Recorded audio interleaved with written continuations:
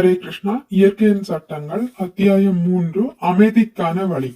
இயற்கையின் சட்டங்கள் தனிப்பட்ட முறையிலும் ஒட்டுமொத்தமாகவும் செயல்படுகின்றன. பின்வரும் சுருக்கமான ஆனால் அழுத்தமான கட்டுரையில் தற்போதைய சமுதாயத்தில் நாசத்தை ஏற்படுத்தக்கூடிய ஒட்டுமொத்த கர்மவினையின் பந்தத்தினை நாம் உடைத்தெறிய விரும்பினால், அதாவது தனிப்பட்ட முறையிலோ ஒட்டுமொத்தமாகவோ நாம் அமைதியை விரும்பினால் நாம் கிருஷ்ண உணர்வினை தீவிரமாக கடைபிடித்தல் அவசியம் என்று ஸ்ரீல பிரபுபாதர் விளக்குகிறார்.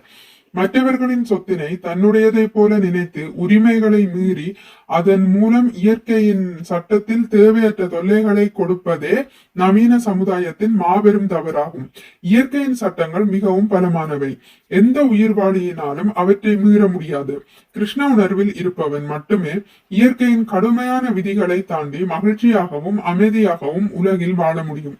ஒரு நாடானது சட்டம் மற்றும் நீதித்துறையின் மூலம் பாதுகாக்கப்படுவதைப் போல இப்பூமியினை மிகவும் நுண்ணிய பகுதியாக கொண்ட முழு பிரபஞ்சமும் இயற்கையின் சட்டத்தினால் பாதுகாக்கப்படுகிறது.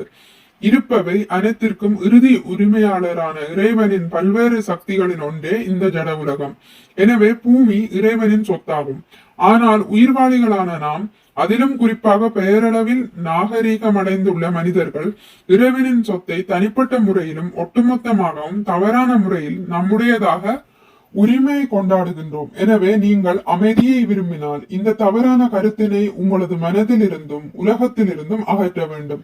பூமியில் உள்ள மனிதர்கள் இவ்வாறு தவறாக உரிமை கொண்டாடுவதுதான் உலக அமைதியை குலைப்பதற்கு காரணமாக விளங்குகின்றது. முட்டாள்களான நாகரிக மனிதர்கள் கடவுளின் சொத்தின் மீது உரிமை கொண்டாடுகின்றனர். ஏனெனில் அவர்கள் கடவுளற்றவர்களாகிவிட்டனர். கடவுளற்ற சமுதாயத்தில் உங்களால் மகிழ்ச்சியாகவும் அமைதியாகவும் வாழ முடியாது. உயிர்வாளிகளின் எல்லா செயல்களையும் உண்மையாக அனுபவிப்பவன் தானே என்றும், எல்லா பிரபஞ்சங்களையும் ஆளும் பரமபுருஷர் தானே என்றும், அனைத்து உயிர்வாளிகளின் மிக உற்ற நண்பன் தானே என்றும் பகவத்கீதையில் பகவான் கிருஷ்ணர் கூறுகின்றார். உலகில் உள்ள மக்கள் அனைவரும் அமைதிக்கான இவ்வழியினை அறிதல் அவசியம். அதன் பின்னரே அமைதி என்பதை நம்மால் நிலைநாட்ட முடியும். எனவே நீங்கள் அமைதியை விரும்பினால் தனிப்பட்ட முறையிலும் ஒட்டுமொத்தமாகவும் இறைவனின் திருநாமத்தை உச்சரிப்பது என்னும் எளிமையான வழிமுறையின் மூலம் உங்களது உணர்வினை கிருஷ்ண உணர்வாக மாற்ற வேண்டும்.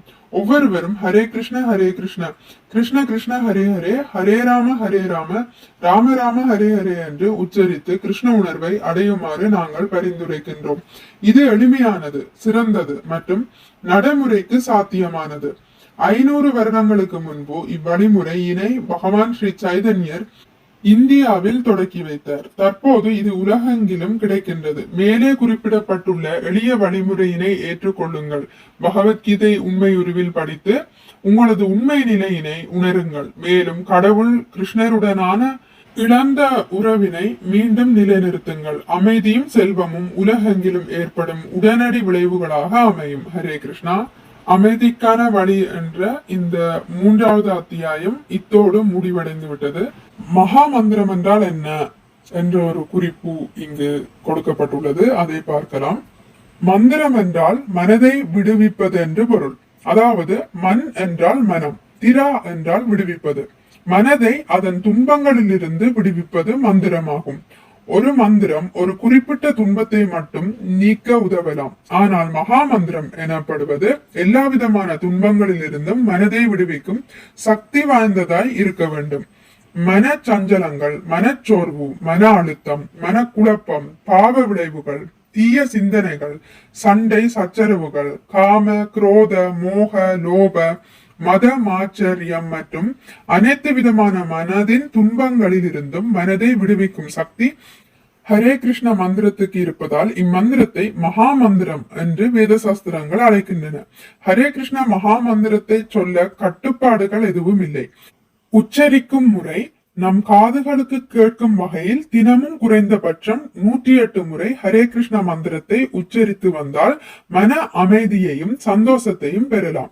ஹரே கிருஷ்ண கிருஷ்ண கிருஷ்ண ஹரே ஹரே, ஹரே ராம ராம ராம ஹரே ஹரே. அடுத்ததாக ஆசிரியர் குறிப்பு வாசிக்கலாம். தெய்வத்திரு ஆனாச்சான பக்திவேதாந்த சுவாமி பிரபுபாதர் 1896 வருடம் கொல்கத்தாவில் முறையான வைஷ்ணவ குடும்பத்தில் தோன்றினார். பக்தி தொண்டின் நெறிகளை சிறு வயதிலிருந்தே கற்று வந்த அவர் தனது ஆன்மீக குருவான ஸ்ரீல பக்தி சித்தாந்த சரஸ்வதி கோஸ்வாமியினை 1922 வருடம் கொல்கத்தாவில் முதன்முறையாக சந்தித்தார். 64 கௌடிய மடங்களை நிறுவியிருந்தவரும் புகழ்பெற்ற ஆச்சாரியருமான ஸ்ரீல பக்தி சித்தாந்தருக்கு இந்த படித்த இளைஞனை மிகவும் பிடித்திருந்தது. வேத ஞானத்தை பிரச்சாரம் செய்யும் பணிக்கு வாழ்வை அர்ப்பணிக்கும்படி அந்த இளைஞனை கேட்டுக்கொண்டார். பின்னர் 1933 ஸ்ரீல பிரபுபாதர் முறையாக அவரிடம் தீட்சை பெற்று சீடரானார். அவர்களது முதல் சந்திப்பில் ஸ்ரீல பக்தி சித்தாந்த சரஸ்வதி வேத ஞானத்தை ஆங்கிலத்தில் பிரச்சாரம் செய்ய வேண்டும் என்று ஸ்ரீல பிரபுபாதரை கேட்டுக்கொண்டார். அதன் பின்னர் பகவத்கீதைக்கு விளக்க உரை எழுதிய ஸ்ரீல பிரபுபாதர் கௌடிய மடத்தின் பணிகளிலும் உதவி செய்தார். மேலும் 1944 பேக் டு காட் ஹெட் என்ற ஆங்கில பத்திரிகையை மாதம் 2 முறை வெளிவரும்படி தொடங்கினார். அப்பத்திரிகையினை அவரே தனிநபராக தயார் செய்து டைப் செய்து திருத்தியது மட்டுமின்றி தானே விநியோகமும் செய்தார். 1950 ஸ்ரீல பிரபுபாதா திருமண வாழ்விலிருந்து ஓய்வு பெற்று கற்பதற்கும் எழுதுவதற்கும் அதிக நேரம் வேண்டி வானப்பிரஸ்தம் ஏற்றார். புனிதத்தனமான பிருந்தாவனத்திற்கு சென்று அங்கு மிகவும் எளிமையான முறையில் சரித்திர புகழ்பெற்ற ராதா தாமோதர் கோவிலில் அவர் வாழ்ந்து வந்தார். அங்கு ஆழமான கல்வியிலும் புத்தகம் எழுதுவதிலும் பல வருடங்களை கழித்தார். 1959 சந்நியாசம் ஏற்றுக்கொண்டு ராதா தாமோதர் கோவிலில் இருந்தபோது அவர் தனது வாழ்வின் முக்கியமான பணியினை தொடங்கினார். 18,000 பதங்களை கொண்ட ஸ்ரீமத் பாகவதத்தினை மொழிபெயர்த்து விளக்கம் அளிக்க தொடங்கினார். மேலும் பிற கிரகங்களுக்கு எளிதான பயணம் என்னும் புத்தகத்தையும் எழுதினார்.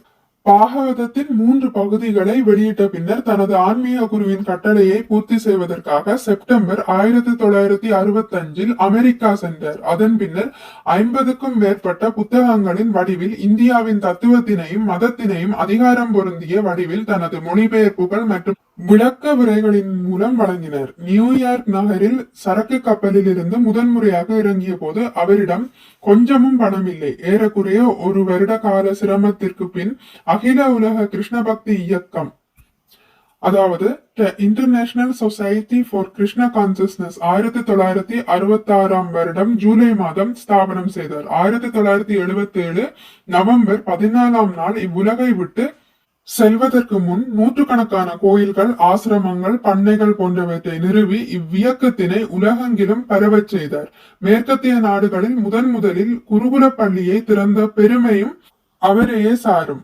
இந்திய கலாச்சாரத்தை சர்வதேச அளவில் பரப்புவதற்காக மாபெரும் கோவில்களை இந்தியாவில் உருவாக்க ஸ்ரீல பிரபுபாதர் விரும்பினார். மேற்கு வங்காளத்தில் உள்ள புனித தலமாகிய மாயாப்பூரில் ஒரு மாபெரும் ஆன்மீக நகரத்தை உருவாக்கும் திருப்பணி ஸ்ரீல பிரபுபாதரால் தொடங்கப்பட்டு தொடர்ந்து நடைபெற்று வருகின்றது.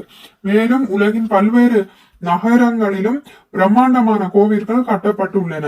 பல்வேறு இடங்களில் கோவில் கட்டுமான பணிகள் நடைபெற்று வருகின்றன. இருப்பினும் புத்தகங்களே ஸ்ரீல பிரபுபாதரால் அளிக்கப்பட்ட மாபெரும் பொக்கிஷமாகும். பல்வேறு பணிகளுக்கு மத்தியிலும் எழுதப்பட்ட அப்புத்தகங்கள் அவற்றின் ஆழமான தத்துவங்கள், அதிகாரத்தன்மை, தெளிவு ஆகியவற்றின் காரணத்தால் பல்வேறு அறிஞர்களால் போற்றப்பட்டு உலகெங்கிலும் உள்ள நூற்றுக்கணக்கான பல்கலைக்கழகங்களில் பாட புத்தகமாக உபயோகிக்கப்பட்டு வருகின்றன.